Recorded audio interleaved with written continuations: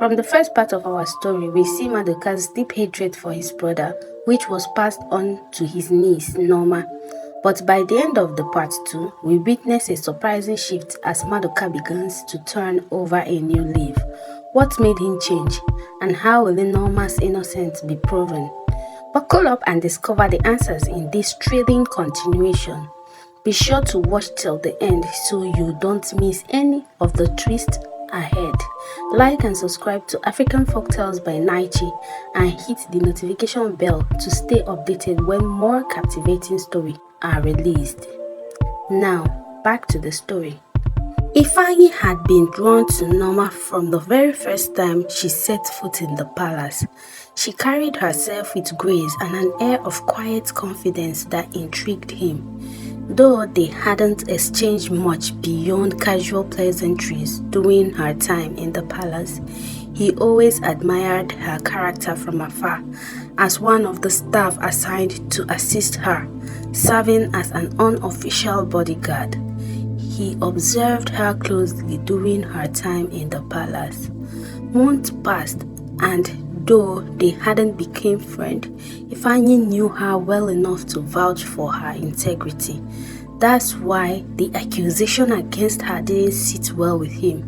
He had watched her conduct herself with honor, and it simply doesn't match the crime she was accused of. The charges felt fabricated, and he couldn't shake the feeling that something was terribly wrong. Norma's confinement weighed heavily on his mind. Each day, he saw her suffer in silence, isolated from the world that had once revered her. The guilt of doing nothing gnawed at him, so he decided to act. Using his position as a trusted palace servant, Ifeanyi devised a plan to begin visiting her in secret.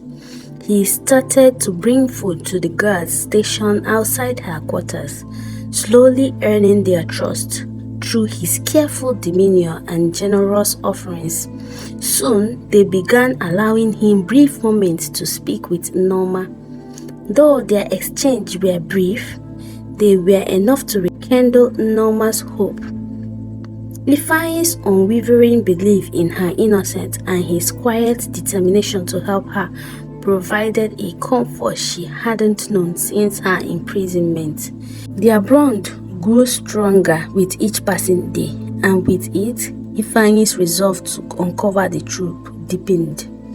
During one of Ifeanyi's visits, he noticed how Madoka, Norma's uncle, had been visiting her more frequently. His demeanor seemed to soften during these visits, portraying a man deeply concerned about the niece's well-being. But Ifeanyi couldn't help but feel uneasy. One day, as Ifeanyi was leaving Norma's confinement, he unintentionally bumped into Madoka, causing something to slip from Madoka's body and fall to the floor. It was a vial. This caught Ifeanyi's attention. He quickly retrieved it and handed it back to Madoka, who snatched it with a startling look before hurrying away. Something about the way Madoka reacted made Ifeanyi's suspicion grow even stronger. That small incident felt like the missing piece in a puzzle he didn't yet fully understand, but it planted a seed of doubt in his mind that he couldn't ignore. Intrigued by the file, Ifeanyi sought out a trusted herbalist, carefully describing what he had seen. The herbalist's response sent a chill down his spine. A vial matching that description was known to contain a deadly poison used to slowly induce ailment. With this revelation, Ifeanyi's suspicion of Madoka deepened, fueling his determination to uncover undeniable proof of the plot. Driven to expose Madoka's treachery, Ifeanyi began shadowing him, moving carefully in the shadows. One night, he followed Madoka through the dimly lit streets, where he watched him meet with a mysterious figure under the cloak of darkness. Once they disappeared into the night, Ifeanyi approached the spot, his heart pounding amidst the dirt, he found a torn piece of paper, discarded as if its message no longer mattered. The note was brief, but its impact was staggering. Finally, Norma is out of the picture. It was enough to confirm Maduka's role in the sinister plot. With a sense of urgency, Ifeanyi rushed to Norma's confinement, clutching the paper. As Norma read the chilling word, her face paled. She recognized the handwriting instantly. It was her uncle's. The truth hit her like a bolt of lightning. Her own blood had orchestrated her downfall. A deep sense of betrayal twisted inside her, transforming her shock into a seething anger. This was no longer just a conspiracy. This was personal. Norma, once the passive victim of deception, felt a fierce determination rising within her. She would not remain a target any longer.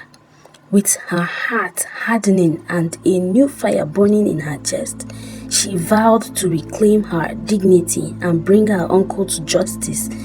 This was now a battle for survival, and she was ready. One evening, as Norma and Ifeanyi whispered through the narrow bars of her window, a daring plan began to form.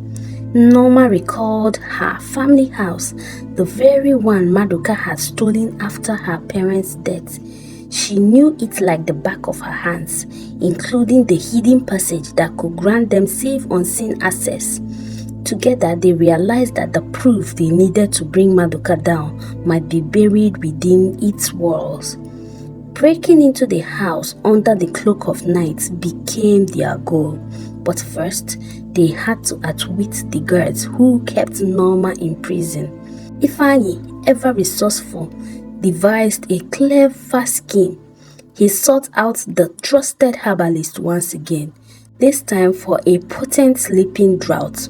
After a discreet exchange, he returned with a vial of the powerful sedative. That night, Ifeanyi approached the guards with his usual offerings of food, his face calm and familiar. Engaging them in light conversation, he made sure they were completely at ease before skillfully slipping the sedative into their drinks. The guards, oblivious and thankful for the hearty meal, drank without suspicion. Within minutes, the effects took hold one by one. Their eyelids dropped and they fell into a deep, dreamless sleep, leaving the path to freedom wide open. Seizing the moment, Ifeanyi carefully retrieved the key from the unconscious guards and unlocked Norma's cell. Norma, her heart pounding with a mix of fear and hope, stepped out into the dimly lit corridor. They moved swiftly and silently, avoiding detection as they made their way out of the palace and towards her old family home. Norma led Ifeanyi through the familiar streets, her memories guiding them as they navigated the narrow alley and hidden path. Upon reaching the house, they slipped into a concealed entrance that Norma had used often as a child. The passage was dark and narrow, but Norma knew it well. They moved quietly, the walls pressing in around them as they made their way to Maduka's private study. Once inside the study, Norma and Ifeanyi began to search. They walked methodically, careful not to disturb anything that might alert Maduka to their presence. Norma's hand trembled slightly as she reached for the hidden compartment behind the bookshelf, a place where she had once hidden her childhood treasure. Inside, they found a leather-bound diary and several small vials containing a strange substance. Norma carefully opened the diary, her breath clutching as she read the incriminating entries. The diary contained detailed accounts of Maduka's schemes, including his plans to poison the king and frame Norma. It also revealed his earlier act of malice against his brother, Onyeka. including the years of poisoning that had prevented Onyeka and Nkem from having children. The evidence was damning and unequivocal. With the diary and vials in hand, Norma and Ifeanyi knew they had what they needed to prove her innocence. They retracted their steps, slipping back through the hidden passage and making their way to the palace under the cover of darkness. The sedative had kept the guards asleep, allowing them to return unnoticed. With Norma safely returned to her confinement, Ifeanyi wasted no time. He rushed to Queen Obianuchu's chamber, knowing she was their best hope. Though surprised by his late night visit, the queen listened closely as Ifeanyi laid everything bare: the diary, the vows, the damning evidence that they had uncovered. As she examined the items, realization dawned on her and anger flickered in her eyes. Without delay, Queen Obianuju summoned the Council of Elders, armed with the irrefutable proof and Ifeanyi's testimony. She prepared to confront Maduka. The council demanded that he swear an oath of truth, but the weight of the moment unhinged him. Under their intense gaze, his calm facade shattered. A sinister smile crept across his face, and with a thunderous voice laced with hatred, Maduka confessed. He admitted everything: his role in the king's illness, his elaborate plot to frame Norma. His rage had begun the moment the queen intervened in his affair, taking Norma from his control. Enraged and vengeful, he devised a way to make them both suffer. His twisted scheme found a loophole in the kingdom's tradition. Since the queen had borne no children, he planned to kill the king and frame Norma for the murder. By law, the king's eldest relative would ascend the throne, a position he had long craved. But his ambition had been thwarted by what he called this foolish girl. Eyes gleaming with madness, Maduka lunged at Norma, hands outstretched to strangle her. But before he could reach her, Ifeanyi and the guards seized him. Maduka, unbothered by their restraints, laughed darkly. "Even if you kill me, it's too late. As we speak, the king has received the final dose of the poison. He will not survive. I have my revenge after all." His words sent a wave of panic throughout the room. Everyone rushed to the king's chambers, but when they arrived, it was already too late. The king had indeed taken the final dose. However, the man responsible for administering it was caught, a familiar face to Ifeanyi. It was the same hooded figure he had seen the night he discovered the incriminating note. Shockingly, the man had been one of the very servants who testified against Norma, revealing just how deep the treachery ran. Maduka's final confession left a chilling silence in the air, his sinister laugh echoing inside their mind as they stared at the fallen king, knowing the kingdom would never be the same. The council, stunned by the depth of Maduka's treachery, delivered swift and decisive justice. Both Maduka and the servant who administered the poison were sentenced to death. As for the other servants who testified against Norma, along with Maduka's wife, though not directly involved in the plot, her complicity to mistreating Norma sealed her fate. They were all banished from the kingdom.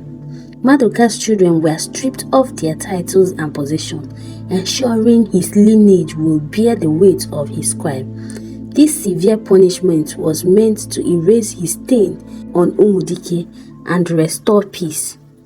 As Maduka was led away, his face twisted with madness, a deranged smile playing on his lips. The villagers gathered. They watched with a mix of anger and relief, knowing that their tormentor was finally being held accountable. Queen Obianuju, determined to right the wrongs, the creed that all Madoka had taken from Nneoma be restored. The family house, along with all properties and wealth, was returned to its rightful owner. Nneoma, once stripped of her birthright and dignity, now reclaimed her place in the community. The villagers who had always held her in high regards welcomed her back with open arms, grateful for her resilience and unwavering strength. Though justice has been served, a shadow of grief hung over Umudike with the loss of the king. Queen Obianuju, overwhelmed with sorrow, finally succumbed to the realities of her husband's death, breaking down in tears. Yet, through it all, Nneoma remained by her side, offering comfort during these difficult moments. Over time, the queen and the people of Umudike slowly began to heal. Little by little, joy returned to their lives. But as the village began to move forward, a critical question remained: who will lead them now? With the king gone and no direct heir, the council sought answers from the village oracle, a man who spoke the will of the gods. The oracle reminded them of the tradition Madoka had so callously tried to exploit, that if a monarch died without children, the oldest living relative would inherit the throne. However, with no male heir eligible, the gods has chosen Nneoma as Umudike's next ruler. Accepting the divine decree, the council of elders along with Queen Obianuju began preparation for Nneoma's coronation. The woman who had once been wrongfully accused was now destined to lead their people, a queen forged by betrayal and strengthened by justice. Nneoma's coronation was a grand event, symbolizing a new era in leadership and hope for the kingdom. The villagers, nobles, and elders also gathered to witness her historic moment. Nneoma, dressed in regal attire, accepted the crown with grace and humility. She pledged to rule with the same integrity and compassion that had guided her through her darkest time. Her ascent as the first female ruler of Umudike was celebrated with joyous festivities, marking a significant milestone in the kingdom's history. Nneoma's reign brought prosperity and peace. Her wise and fair governance earned her the love and respect of her people. She worked tirelessly to improve the lives of the villagers, implementing policies that promoted equality and justice.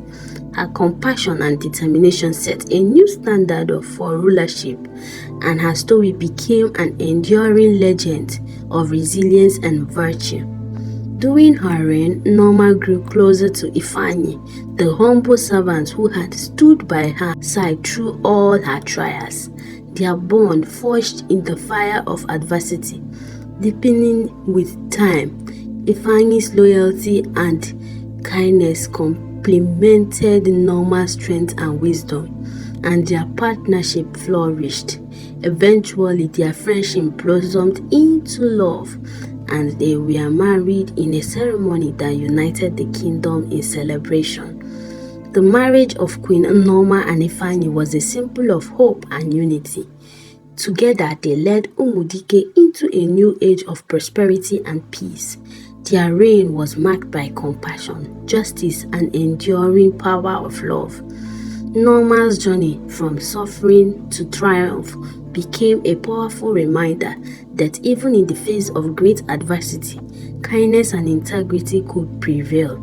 Their legacy continued to inspire generations, ensuring that the kingdom of Umudike remained a beacon of hope and justice for all. This story teaches us about the harmful consequences of hatred and the dangers of seeking things before their time. Madoka's deep-seated animosity led him down a path of treachery and deceit, resulting in his eventual downfall and death. His action illustrated how bitterness and selfish ambition can destroy life and create chaos within a community. On the other hand, the story highlights the power of integrity and kindness. Despite facing immense adversity and false accusation, Norma's unwavering integrity ultimately led her to vindication and rightful place as ruler. Her consistent kindness and compassion earned her allies and support, proving that goodness can triumph over malice. Norma and Ifeanyi's courage in the face of adversity showed that bravery and persistence can overcome even the darkest challenges. Their journey underscored the idea that true leadership is rooted in wisdom, fairness, and a genuine concern for the well-being of others. What other lesson did you learn from this story? Tell me on the comment section. I'm excited to know your thoughts. Thank you for joining us on this captivating journey. If you enjoyed the story, please like and subscribe to African Folktales by Naichi. Don't forget to hit the notification bell so you'll never miss an update on our latest content. Stay tuned for more inspiring tales and lessons from the rich tapestry of African folklore.